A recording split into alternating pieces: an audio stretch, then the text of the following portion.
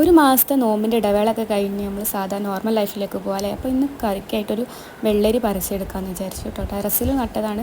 അപ്പോൾ ഒരുപാടൊന്നും ഉണ്ടായില്ല കേട്ടോ. വെയിൽ കാരണം നല്ല വെയിലാണ്, അപ്പോൾ ഒരുപാടൊന്നും അങ്ങനെ ഉണ്ടായില്ല. വെയിൽ കൂടുതലായതുകൊണ്ട് പച്ചക്കറിയൊക്കെ ഒരു മുരടിപ്പാണ് കേട്ടോ മേലെ. അപ്പോൾ നമ്മളെന്താക്കി എല്ലായിടത്തും ഷെഡിലേക്ക് മാറ്റിയിട്ടോ. ഇനിയിപ്പോൾ ഷെഡിലിരിക്കട്ടെ, അവിടെ അത്യാവശ്യം വെയിൽ കിട്ടുന്നുണ്ട്. പിന്നെ ഉപ്പേരിക്ക് വേണ്ടി ചീര പറിക്കുകയാണേ. ഇപ്പോൾ താഴെ നട്ട ചീരയാണ് കേട്ടോ. താഴെ ഒരുപാട് ചീര ഉണ്ട്, പച്ചച്ചീര കൂടുതലായിട്ടുണ്ടായിരുന്നത്. ഇപ്പോൾ 2 തൈ നിന്നാണ് കേട്ടോ ഇത്രയും കാണുന്നത്. ഈ വീഡിയോയിൽ കാണുന്ന മൊത്തം ആകെ 2 ചുവടാണ്. നമ്മൾ പറിച്ചപ്പോൾ അതിങ്ങനെ കുറേ കൊമ്പുകളായിട്ട് വന്നതാണ്. പിന്നെ ഈ കുറേ ടെറസിലും ഉണ്ട് കുറേ ചീര. നമ്മളെ സുന്ദരി ചീര, റെഡ് ചീര എല്ലാം ഉണ്ട് കേട്ടോ. നമ്മളിപ്പോൾ ഇന്ന് എടുക്കുന്നത് പച്ചച്ചീരാണ്. ഇതാണ് നന്നായിട്ട് വളർന്നിട്ടുണ്ട്.